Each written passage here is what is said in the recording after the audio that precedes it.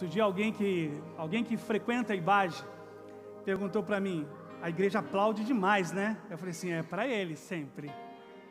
A gente reconhece que Jesus Cristo é o centro dessa celebração. Então a gente gosta de aplaudir a Jesus Cristo pelo que Ele nos permite viver aqui nesse tempo juntos. Muito bem, nós estamos no terceiro sermão da série do ano sobre unidade, para que todos sejam um, é o nosso tema central do ano de 2023, e a equipe pastoral da IBAGE, com o Ministério de Adoração, tem desenvolvido a projeção, a perspectiva de que quando nós exercemos os mandamentos recíprocos uns aos outros, quando aparece na Bíblia, são mandamentos recíprocos, a gente tem a oportunidade de glorificar a Cristo, glorificar ao Pai e ao Espírito. Então, neste mês de fevereiro, nós estamos sobre servir uns aos outros. Esse é o terceiro sermão desta série, deste mês. E é importante que você coopere para aquilo que Deus quer fazer em nosso meio e que Ele tem ministrado a cada um de nós dominicalmente. Você não pode aceitar, ouvir a palavra e não praticá-la durante a semana. Se o domingo você ouviu sobre servir, a semana tem que ser de serviço. Se você ouviu que tem que amar, você ama e serve. Você vai ouvir sobre orar, é amar servindo em oração. Você precisa aprender a praticar aquilo que você ouve de Deus. Deus já disse por meio da carta de Tiago, que para Ele é importante que você se torne um praticante daquilo que você ouve.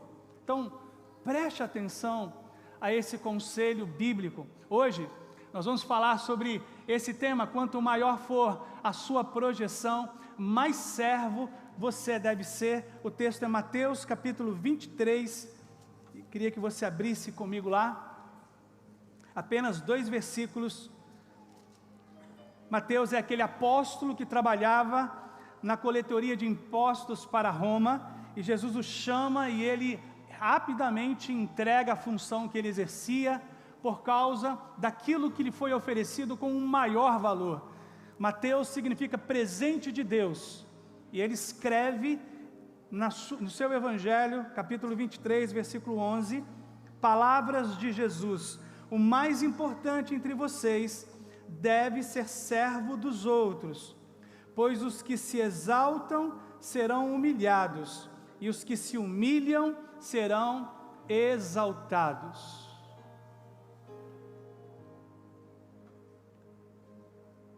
Há muito tempo atrás, eu fiz uma análise, por curiosidade, sobre que fatores determinavam o início de um grande avivamento. Talvez vocês já não tenham pesquisado sobre isso, não tenham tido a curiosidade sobre isso, mas ao longo da história, Deus realizou vários avivamentos no país de Gales, na Inglaterra, na África. Ao longo da história, Deus sempre derramou a sua graça, sua misericórdia de forma muito intensa. Todos nós aqui que temos uma rede social ou temos algum tipo de acesso, estamos sendo bombardeados com informações sobre o que Deus está fazendo nos Estados Unidos. E em nome de Jesus, guarde os seus lábios de pronunciar uma crítica. Em nome de Jesus, não ceda à tentação de escrever um comentário em alguma dessas informações que chegam até você, de alguma forma colocando em julgamento o que está ocorrendo ali. Não faça isso. Não faça isso. Porque pesa sobre aqueles que julgam uma situação que não entendem, uma condenação divina. Façam como Maria, guardem no coração e meditem. Mas há muito tempo atrás, antes do ocorrido que estamos percebendo, e meu coração, cada vez que entro num vídeo que me é compartilhado, meu coração se enche de alegria, e eu peço: Senhor, transforma, salva, manifesta o teu poder sobre aquele lugar. Essa é a oração que eu e vocês devemos fazer. Faz, Senhor, também aqui, faz na nossa nação. Essa é a minha oração. Mas aí eu fui fazer uma pesquisa lá atrás, sobre o que determinava o início de um avivamento, e cheguei a 3 fatores. Não é lugar, não tem a ver com um lugar específico, um lugar bonito, um lugar feio, um lugar humilde, um lugar muito luxuoso, não tem a ver com o lugar. Os avivamentos não ocorrem por causa do lugar. Não tem a ver com pessoas, não tem a ver com John Wesley, não tem a ver com Jonathan Edwards, não tem a ver com pessoas, não tem a ver com uma canção específica que gerou o desdobramento do avivamento, não tem a ver com um texto específico. O que ocorre nos avivamentos e que tem em comum são 3 fatores. Preste atenção, porque isso é muito importante. Para onde eu vou levar vocês nessa manhã? Tudo começa com uma percepção da presença poderosa de Deus. O primeiro fator que está presente em todos os avivamentos é que todos eles perceberam a presença poderosa de Jesus. Foram tomados como nunca em outra situação pela percepção visível de que o Senhor estava naquele lugar. O Senhor estava olhando sobre suas vidas. Segundo, um quebrantamento sincero diante dele, uma confissão plena dos pecados, uma declaração completa da dependência e da fragilidade que se possui. Primeiro, uma percepção da presença poderosa do Senhor. Segundo, um quebrantamento sincero e pleno e profundo, sem nenhuma reserva. Terceiro, um desejo absurdo de compartilhar o que viveu com Ele. Um desejo absurdo de servi-lo. 3 fatores determinam o avivamento. Alguns dias atrás, uma celebração como essa, comum, numa capela em uma universidade. 30 jovens, terminada a celebração, foram tomados por uma percepção da presença poderosa de Deus. E como disse o Júnior, quando nós percebemos e colocamos o nosso foco e atenção sobre a presença de Cristo, a gente não quer ir embora. Eles permaneceram. E não só permaneceram, mas permaneceram quebrantados. Se ajoelharam diante do Senhor, confessaram os seus pecados, disseram o quanto tem fome e sede dEle, o quanto precisam dEle. E não só isso, o coração de cada um deles foi tomado por um desejo absurdo, incrível, de viver para Ele. Prestem atenção, porque nós podemos reproduzir um avivamento. Nós podemos fazer acontecer um avivamento, se esses 3 fatores forem entregues a Deus. Não importa onde você esteja, não importa quem esteja com você, se eu e vocês oferecermos a Ele uma percepção da sua presença poderosa, e de imediato, diante dessa presença poderosa, nos quebrantarmos, e no quebrantamento oferecermos a Ele um acordo da alma: Senhor, eu vou te servir por toda a minha existência, minha boca será tua, meus recursos serão teus. O avivamento se estabelece.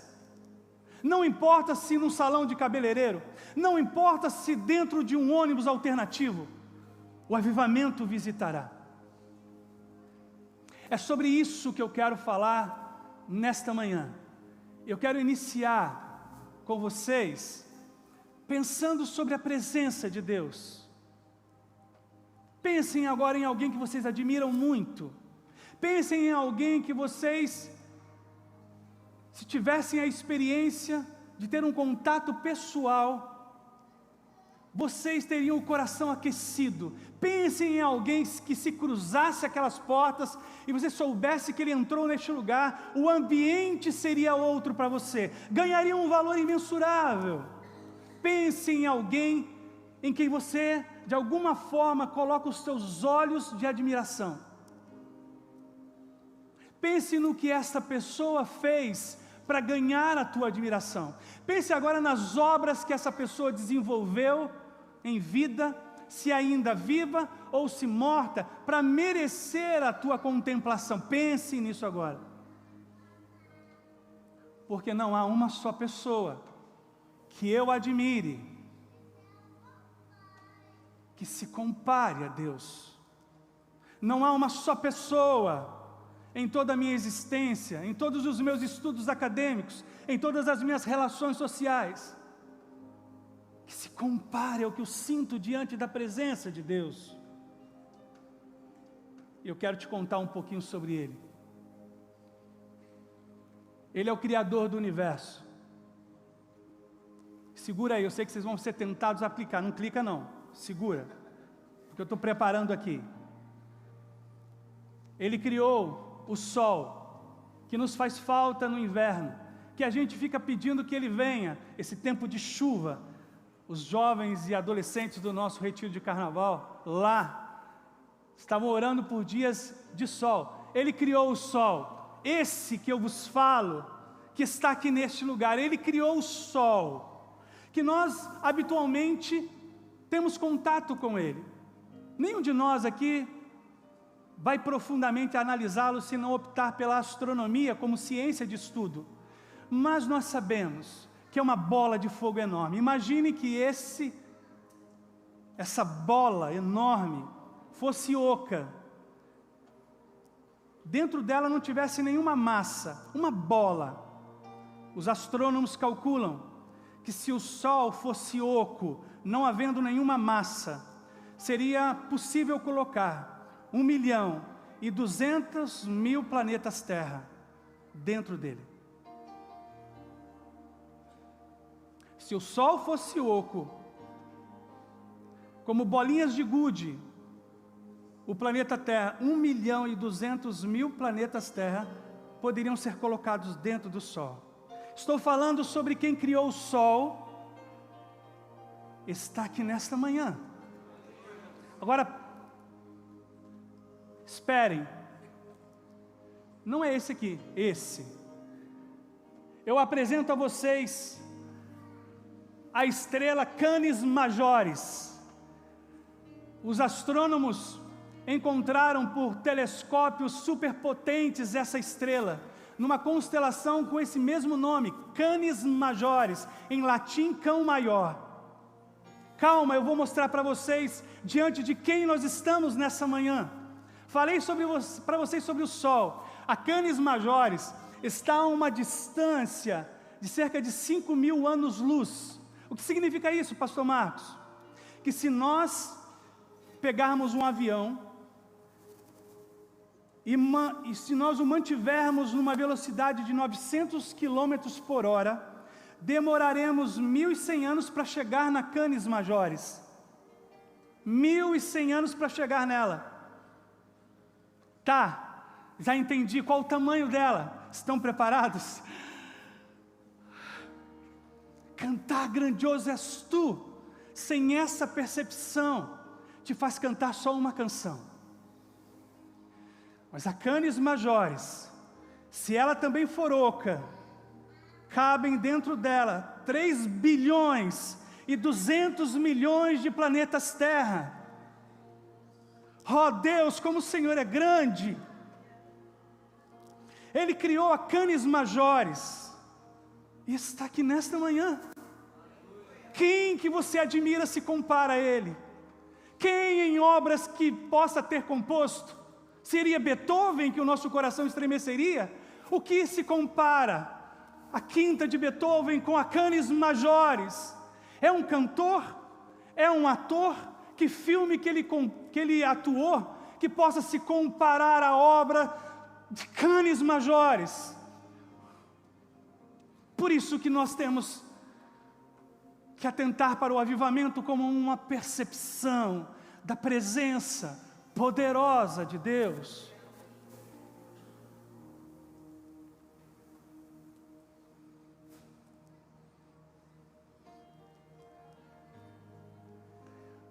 Por isso aquela capela da universidade não para. Tem gente que percebeu a presença do Criador da Canis Majoris. Quando a gente não percebe, a gente vive a vida de qualquer jeito. A gente flerta com o pecado consciente.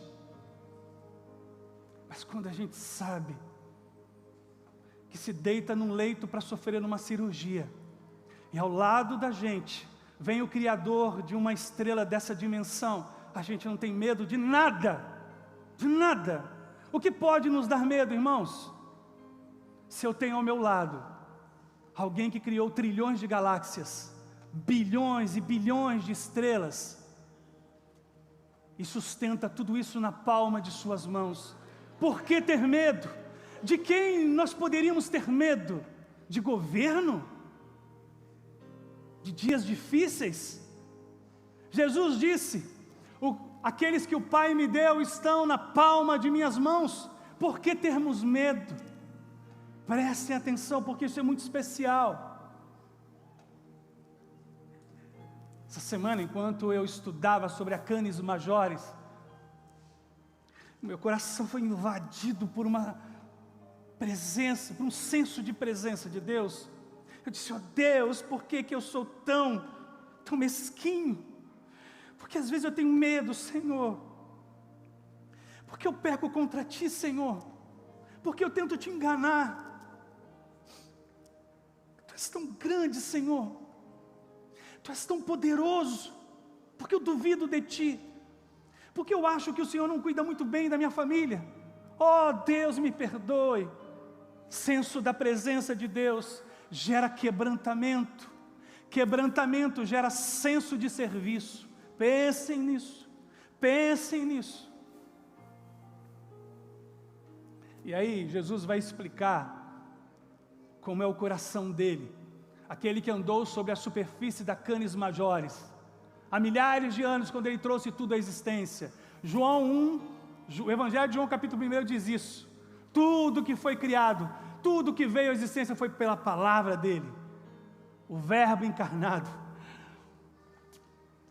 E aí Jesus explica, em primeiro lugar, ele diz, para ele, me ajudem aí, servir ao próximo é convergir a glória da minha posição a Deus. Para Jesus, servir, ser servo, ser doulos, ser escravo, ser prisioneiro dele, ser um súdito deste reino que nós cantamos, e reinará para sempre. Ser súdito neste reino é convergir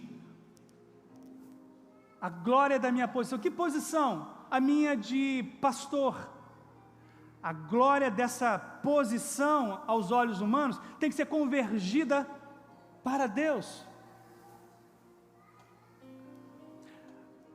A sua posição de pai, a sua posição, irmão, de esposo. Eu tenho uma posição no meu casamento de esposo. Tá bom, essa posição você converge para Deus.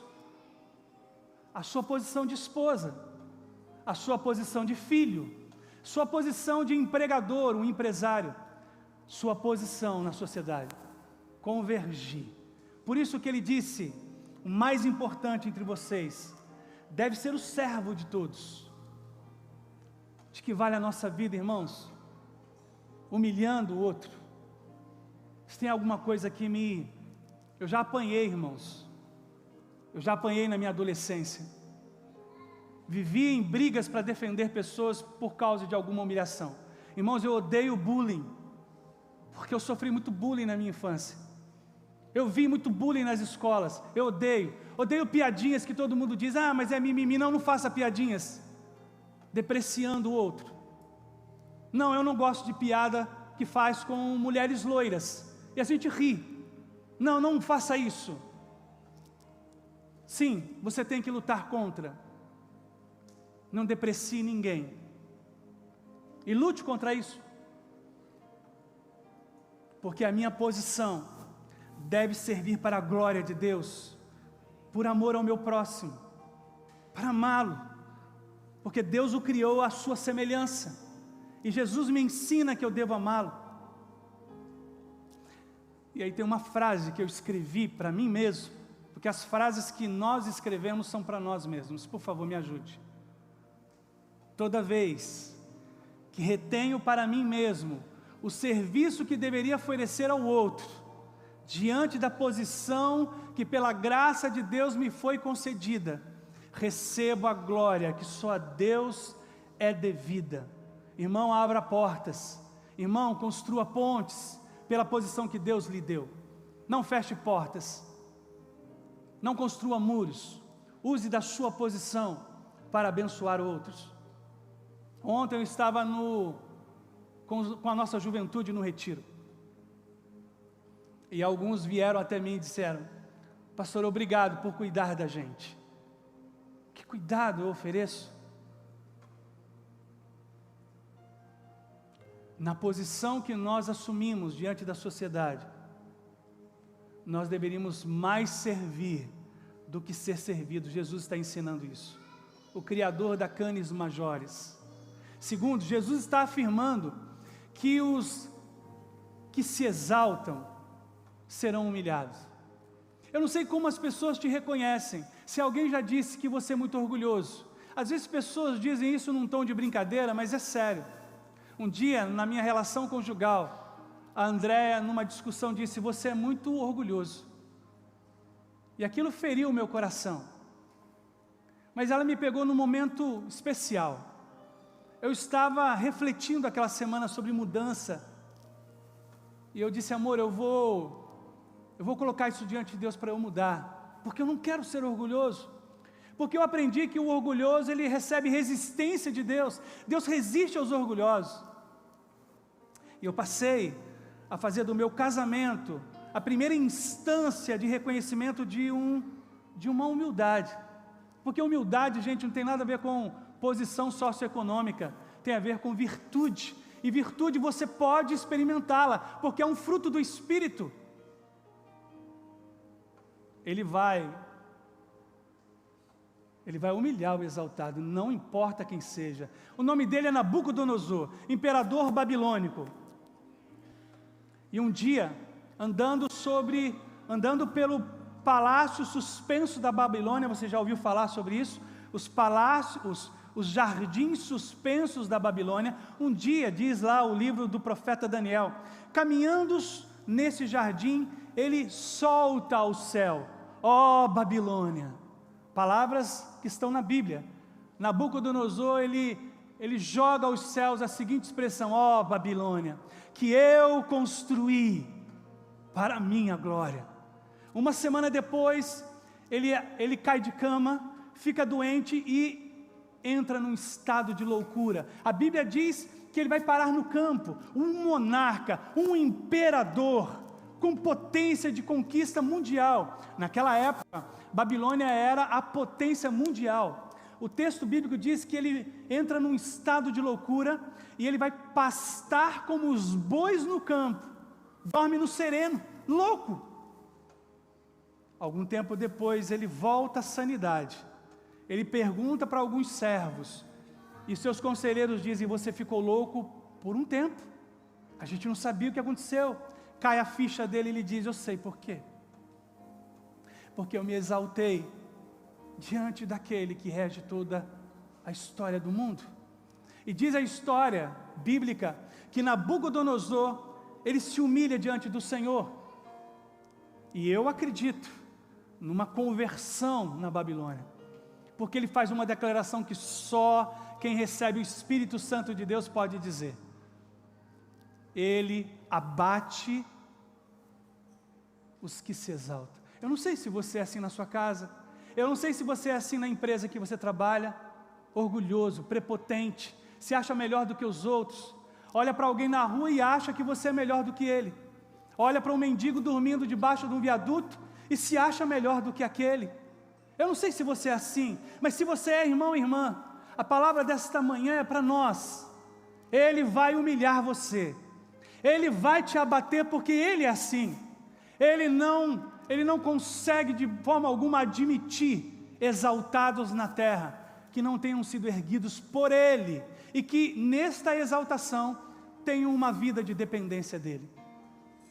Ele vai abater e faz isso durante toda a Bíblia, faraós, imperadores e reis e governantes, até hoje, são visitados por Ele. Não, Ele não está dormindo. Não, Ele não está longe passeando. Ele continua, como disse o pastor Ezio, de oração, no controle pleno de toda a humanidade. Você está enganado. Por isso minha esperança, minha confiança está depositada somente nele. Eu exerço minha cidadania e dou o meu voto, mas minha esperança e confiança está nele, nele.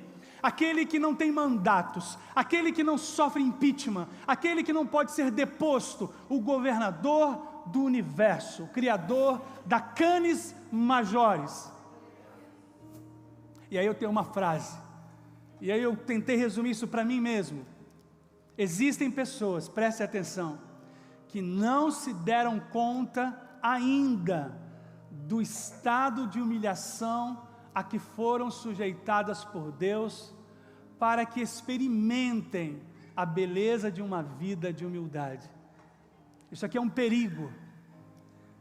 Pastor, eu estou entendendo. Está entendendo, irmão? O Espírito está sussurrando agora, é com você.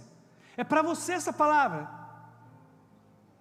Porque se você entender que é como Nabucodonosor, um prepotente, e Deus está te fazendo agora caminhar por um tempo de humilhação, você pode terminar nessa manhã o estado de humilhação, porque tudo que Deus espera é que o exaltado reconheça quem Ele é, porque aí então Ele finaliza o estado de humilhação, o deserto cessa, o deserto acaba, se foi Ele sujeitado por Deus para a nossa vida, para nos humilhar, para nos voltarmos para Ele, para dependermos dEle. Eu bati o carro num mês, 4 vezes, faz tempo isso, mas bati 4 vezes. A Andréa falou assim, bateu o recorde, hein? Eu bati uma vez, falei, acaso, tudo bem, imprudência.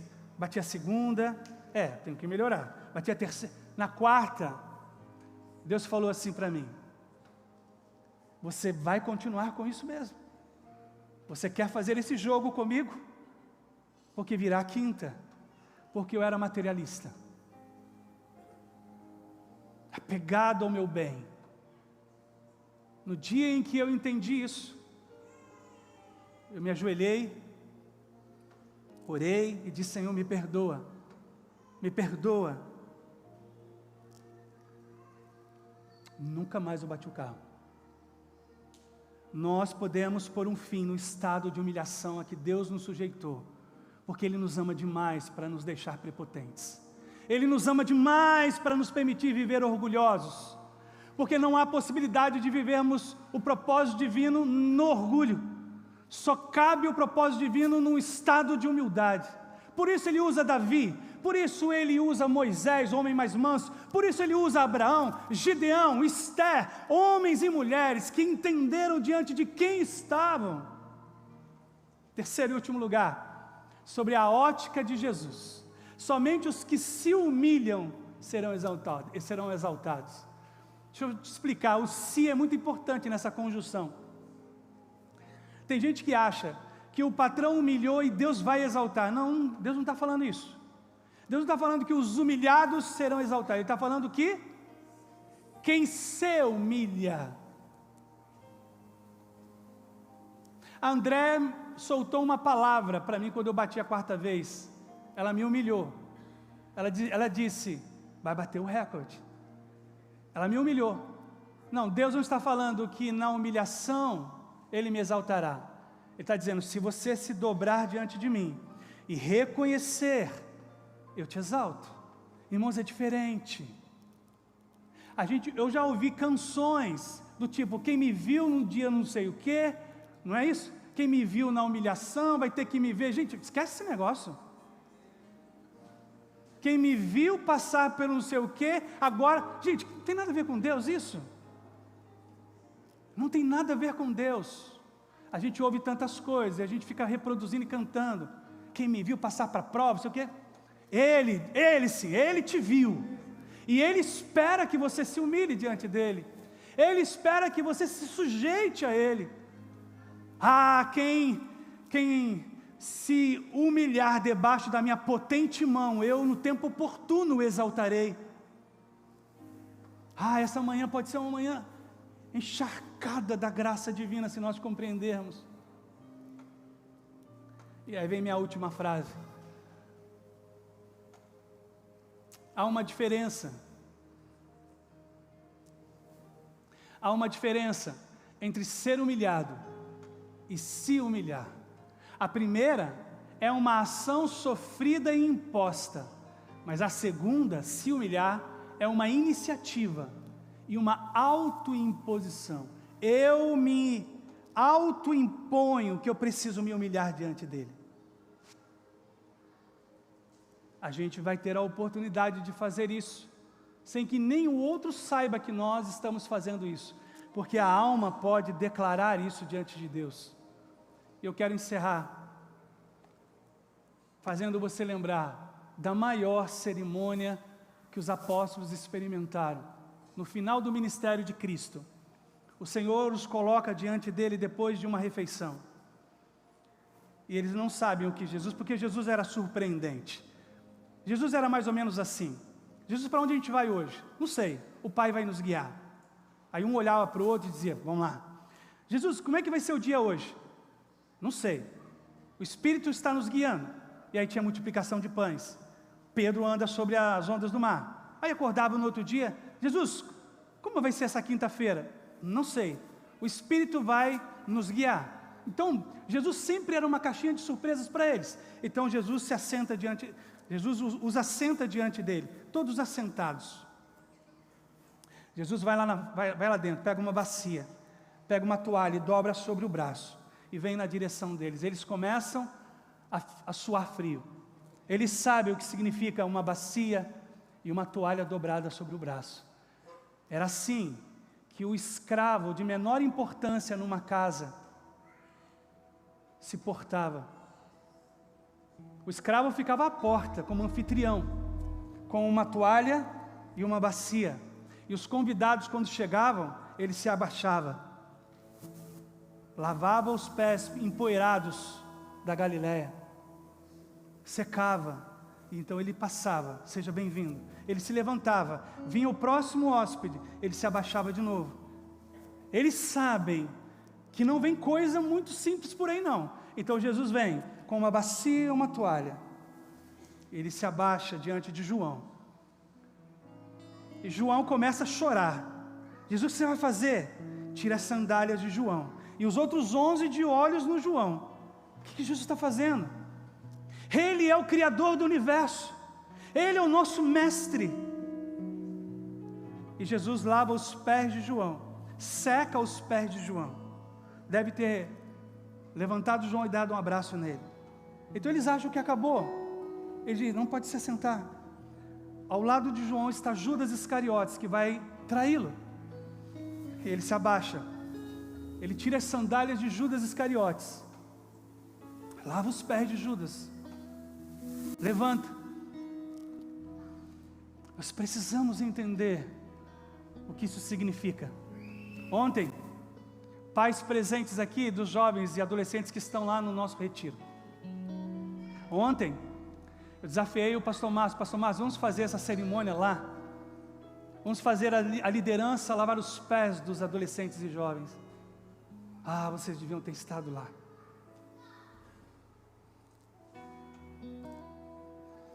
Vocês deviam ter estado lá para verem o que eu e Andréa vimos. Os líderes escolheram aleatoriamente algumas pessoas e assentaram diante deles, lavaram os pés. Então o pastor Márcio disse, as bacias continuam aí, as toalhas continuam aí. Quem quiser agora pegar na mão de uma pessoa e vir à frente para lavar os pés dela, faça, porque vocês entenderam o que o pastor Marcos ensinou sobre essa cerimônia. Ficamos por 1 hora vendo sucessivamente jovens lavando os pés de outros. Lavaram os meus pés, eu lavei os pés do outro. Foi lindo de ver. O avivamento visitou aquele lugar. Todos os jovens e adolescentes chorando. A Mayra estava lá também, lembra muito bem disso. servir, é colocar a nossa projeção aos cuidados de Deus. O Júnior vai nos conduzir agora no final desse sermão. O Júnior vai nos conduzir a cantar.